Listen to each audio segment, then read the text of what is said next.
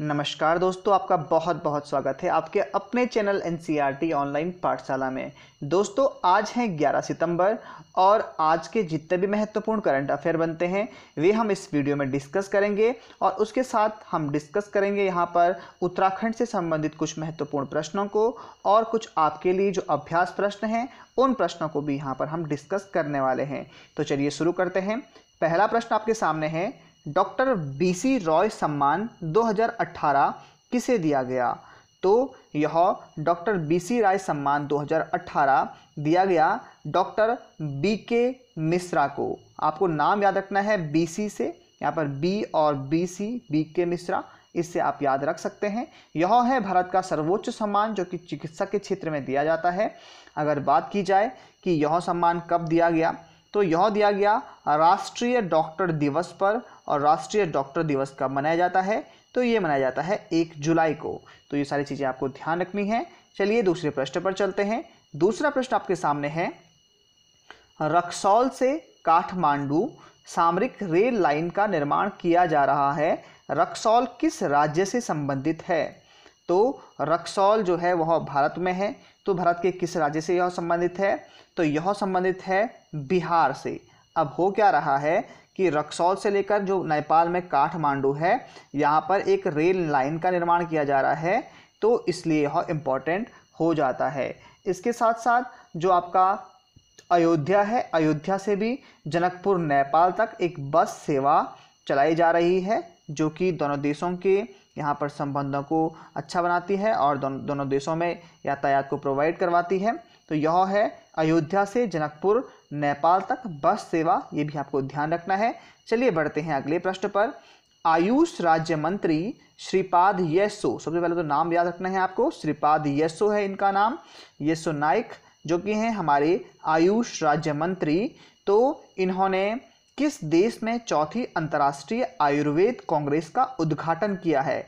तो अभी अभी हुई है चौथी अंतर्राष्ट्रीय आयुर्वेद कांग्रेस, जिसमें कि जो आयुष राज्य मंत्री हैं श्रीपाद येस्सो नाइक, इन्होंने उद्घाटन किया है। तो ये कहाँ पर किया है? ये इन्होंने किया है नीदरलैंड में। ठीक है, नीदरलैंड की राजधानी आपको बतानी है कहाँ पर है। इसके लिए आपके जो हमारा कमेंट बॉक्स है वहाँ पर आपको इसका आंसर देना है, नीदरलैंड की राजधानी कहाँ है। आपको जो यहाँ पर आयुष मंत्रालय है, आयुष के बारे में बता दूँ, यहाँ पर जो आयुष की फुल फॉर्म होती है, इसमें A for Ayurveda, Y for yoga, U for Unani, S से सिद्धा और एच से होता है होम्योपैथी। ये सारे के सारे जो हैं ये चिकित्सा से संबंधित हैं, आप जानते ही हैं इनको। तो आयुष की फुल फॉर्म यदि आपको पहले पता नहीं थी तो अब शायद आपको पता चल गई है। इसके साथ साथ कुछ और यहाँ पर ध्यान देने योग्य बात है कि जो 11वां हिंदी सम्मेलन है वह हुआ है मॉरिशस में। और इसके साथ एग्ज़ाम में पूछा जा सकता है कि जो 17वां जो संस्कृत सम्मेलन है वह कहाँ हुआ है हाल ही में? तो ये हुआ है वैंकूवर कनाडा में। तो ये सारी चीज़ें आपके लिए एग्जाम के लिए इंपॉर्टेंट हैं, इसलिए आपको इन सबको याद रखना है। अगले प्रश्न पर चलते हैं। नेपाल के बाद किस देश में बिम्स्टेक की अध्यक्षता संभाली है? वह कौन सा देश है जिसने नेपाल के बाद संभाली है बिम्स्टेक की अध्यक्षता? ठीक है, तो पहले जो है अभी इससे पहले बिम्स्टेक का जो अध्यक्ष था वह नेपाल था। अभी वर्तमान में इसकी अध्यक्षता संभाली है श्रीलंका ने। ठीक है, श्रीलंका यहाँ पर अब जो 5वां जो बिम्स्टेक सम्मेलन होगा वह श्रीलंका में आयोजित होगा। तो बिम्स्टेक जो है वह दुनिया की 22% जनसंख्या जो है वह बिम्स्टेक देशों में रहती है। हमने इसके बारे में बहुत बार आपको बताया है। बिम्स्टेक जो है इसके बारे में हमने आपको बहुत बार बताया है। तो आपको हमारे कमेंट में बताना है कि ये बिम्स्टेक देश कौन कौन से हैं, या फिर इसके बारे में आपको जितनी डिटेल हो सकती है आप उसको लिखिए, क्योंकि जब आप लिख देते हैं तो आपको वह हमेशा याद रहता है। तो इसलिए आप जितना अधिक जानकारी हो सके किसी भी पॉइंट पर जो हम पूछते हैं तो उसके बारे में जितना लिखते हैं वह आपके लिए बहुत फ़ायदेमंद होता है और आप उसको भूलते नहीं हैं। चलिए अगले प्रश्न पर चलते हैं। इंडियन बैंक एसोसिएशन ने 2018-19 के लिए किस को अपना अध्यक्ष चुना है? तो जो हमारा इंडियन बैंक एसोसिएशन है इंडिया का, उसने चुना है अपना अगला अध्यक्ष सुनील मेहता को। और ये सुनील मेहता कौन है? ये हैं पीएनबी, जो पंजाब नेशनल बैंक है, इसके वर्तमान में चेयरमैन हैं सुनील मेहता। पंजाब नेशनल बैंक के बारे में भी हमने आपको बहुत बार बताया है। आपके लिए एक छोटा सा प्रश्न फिर से कमेंट में आप इसके आंसर दे सकते हैं कि जो पीएनबी है इसकी स्थापना कब हुई और जो इसका मुख्यालय है वो कहाँ पर है, आप हमको ज़रूर बताएं हमारे कमेंट बॉक्स में। अगले प्रश्न पर चलते हैं। तो सऊदी अरब ने यहाँ पर रिलीज़ हुई एक फ़िल्म जिसका नाम है गोल्ड। तो यहाँ पर सऊदी अरब में यह पहली फिल्म बॉलीवुड फिल्म होगी गोल्ड मूवी, जिसमें कि मुख्य भूमिका निभाई है अक्षय कुमार ने। तो सऊदी अरब में रिलीज़ होने वाली यह पहली बॉलीवुड फिल्म बनेगी। इसके अलावा मैं थोड़ा आपको और जानकारी दे दूं, जो बॉलीवुड तो आपने सुना है, बॉलीवुड मूवीज़ होती हैं, हॉलीवुड का नाम भी आपने सुना है, लेकिन जो टॉलीवुड होता है, टॉलीवुड क्या होता है? तो टॉलीवुड जो है TOLLY टॉलीवुड, तो जो तेलुगु फिल्म इंडस्ट्री होती है उसको वहाँ पर बोलते हैं टॉलीवुड, और जो तमिल फिल्म इंडस्ट्री होती है उसको क्या बोलते हैं? आप बता सकते हैं क्या कि जो तमिल फिल्म इंडस्ट्री है उसको क्या बोलते हैं? आप लिख सकते हैं हमारे कमेंट बॉक्स में कि तमिल फिल्म इंडस्ट्री को क्या बोलते हैं। ठीक है, अगले प्रश्न पर चलिए चलते हैं।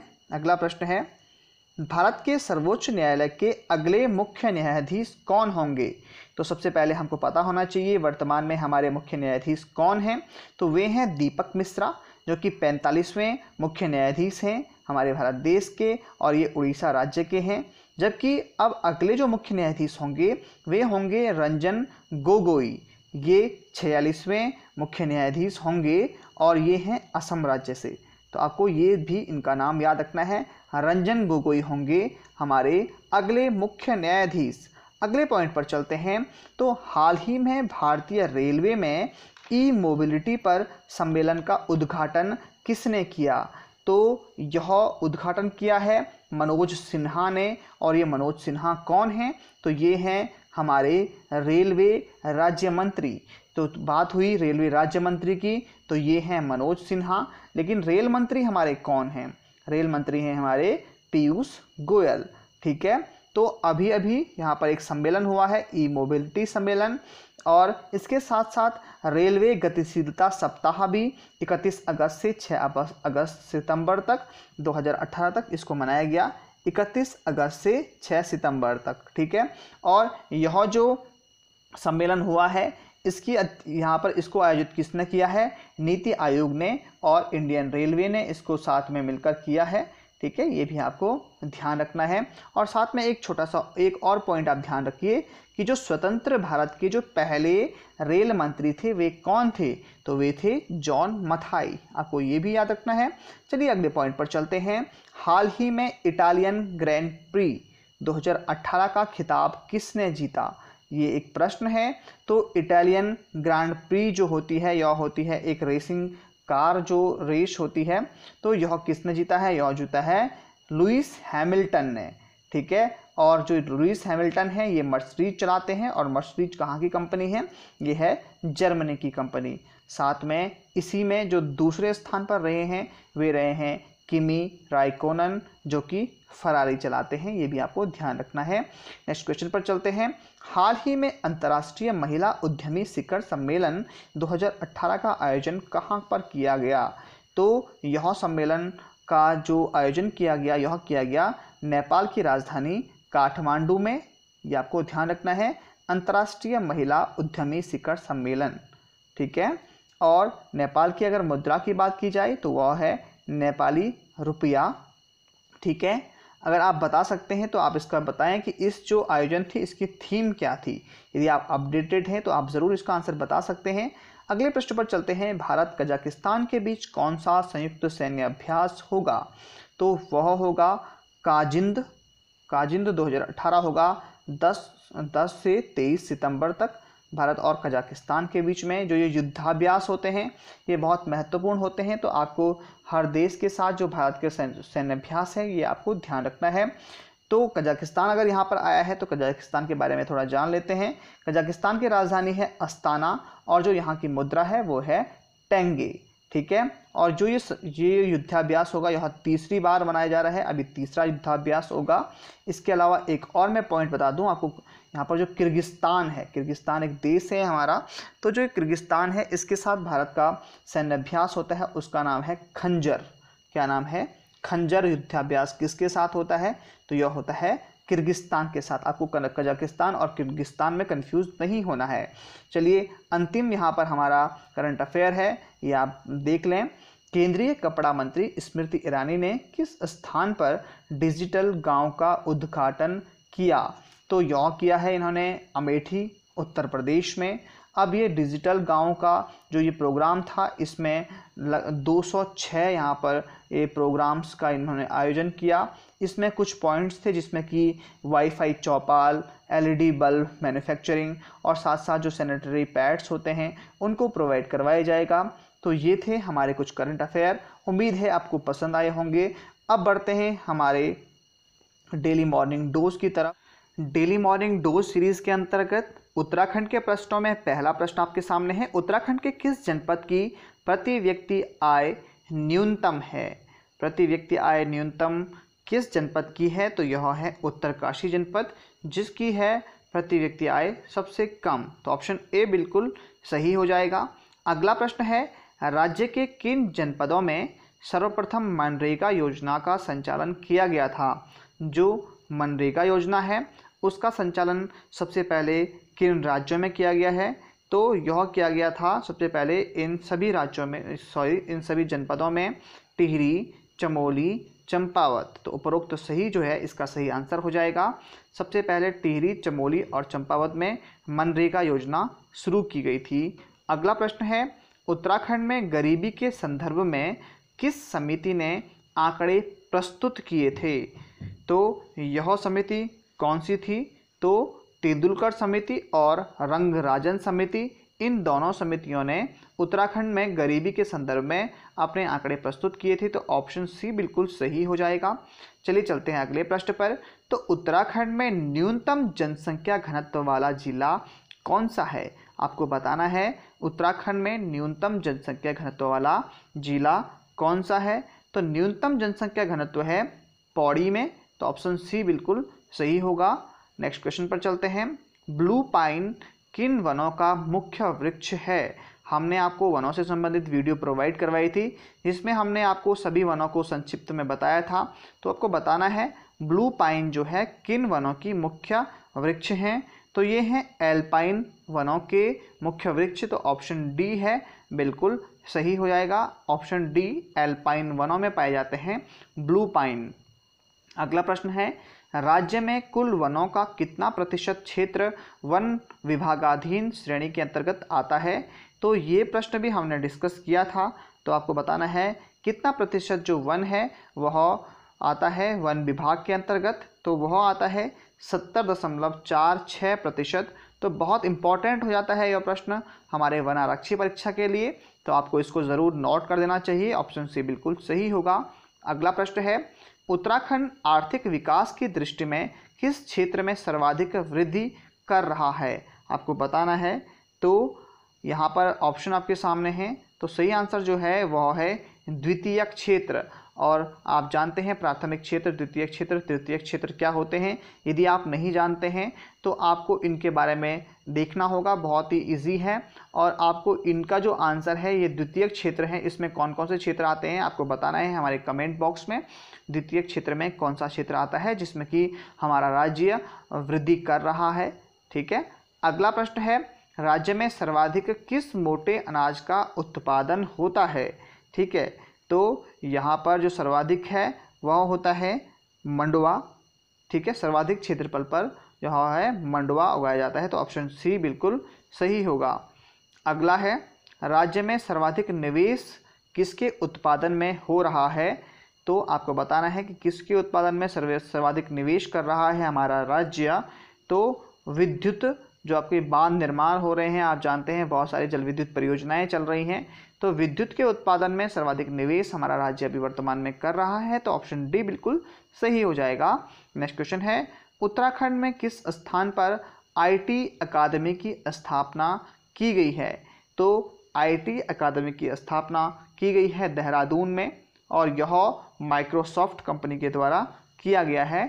तो ऑप्शन बी बिल्कुल सही होगा, देहरादून में आईटी अकेडमी की स्थापना। अगला प्रश्न है, मानव शरीर का कौन सा भाग सबसे पहले नाभिकीय विकिरण से प्रभावित होता है? तो जो नाभिकीय विकिरण होते हैं उनसे कौन सा हमारे शरीर का भाग प्रभावित होता है सबसे पहले? तो वह हमारी जो आँखें हैं, आँखों पर सबसे ज़्यादा प्रभाव पड़ता है नाभिकीय विकिरण से। अगला प्रश्न है, भारत की कार्यपालिका का अध्यक्ष कौन होता है? आपको बताना है। तो भारत की कार्यपालिका का अध्यक्ष होता है हमारे देश का राष्ट्रपति। तो ऑप्शन ए बिल्कुल सही हो जाएगा, राष्ट्रपति। अगला प्रश्न है, ग्रीन पार्क क्रिकेट स्टेडियम कहाँ पर स्थित है? तो ग्रीन पार्क स्टेडियम जो है वह है कानपुर में स्थित। तो ऑप्शन ए बिल्कुल सही हो जाएगा, ग्रीन पार्क क्रिकेट स्टेडियम है कानपुर में। अगला प्रश्न है, किसके द्वारा भारत के संविधान संशोधन प्रस्ताव प्रस्तुत किया जाता है? तो जो संविधान का संशोधन करना होता है वह प्रस्ताव किसके द्वारा प्रस्तुत किया जाता है? तो यह किया जाता है संसद के द्वारा। अब आप जानते हैं संसद के कौन कौन से भाग होते हैं, लोकसभा, राज्यसभा और राष्ट्रपति। राष्ट्रपति को कई लोग भूल जाते हैं लेकिन हमको भूलना नहीं चाहिए, राष्ट्रपति भी संसद का एक अभिन्न अंग होता है। अगला प्रश्न है, थायमीन की सर्वाधिक मात्रा वाला फल है जिसमें कि थायमीन सर्वाधिक मात्रा में पाया जाता है, वह फल कौन सा है? तो वह है काजू। ठीक है, विटामिन बी इसमें सर्वाधिक मात्रा में पाया जाता है काजू में। तो ऑप्शन डी बिल्कुल सही हो जाएगा। अगला प्रश्न आपके सामने है, मायोपिया किस अंग का प्रमुख दोष है? जो मायोपिया रोग होता है वह किस अंग पर होता है यह आपको बताना है। तो यह होता है आँखों में। ठीक है, इसको बोलते हैं जो निकट दृष्टि दोष होता है उसी को बोलते हैं मायोपिया। तो ऑप्शन ए बिल्कुल सही हो जाएगा। अगला है, बुद्ध किस कुल से संबंधित है? जो भगवान बुद्ध थे तो वे किस कुल से संबंधित थे? तो वे थे शाक्य वंश के। तो ऑप्शन सी बिल्कुल सही हो जाएगा, शाक्य। अगला प्रश्न है, राज्य सरकार के किस राजस्व का सर्वोत्तम साधन है? ठीक है, जो राज्य सरकार के लिए राजस्व का सर्वोत्तम साधन है वह कौन सा है? तो वह है बिक्री कर। ठीक है, तो ऑप्शन डी बिल्कुल सही हो जाएगा। और हमारा राज्य उत्तराखंड है उसका भी सबसे ज़्यादा आय का स्रोत यही है, बिक्री कर। ठीक है, तो ऑप्शन डी बिल्कुल सही हो जाएगा। अगला है, रामचरितमानस कौन सा छंद काव्य है? तो रामचरितमानस में किस छंद का प्रयोग हुआ है? तो यह हुआ है मात्रिक छंद का प्रयोग। तो ऑप्शन बी बिल्कुल सही होगा, रामचरितमानस।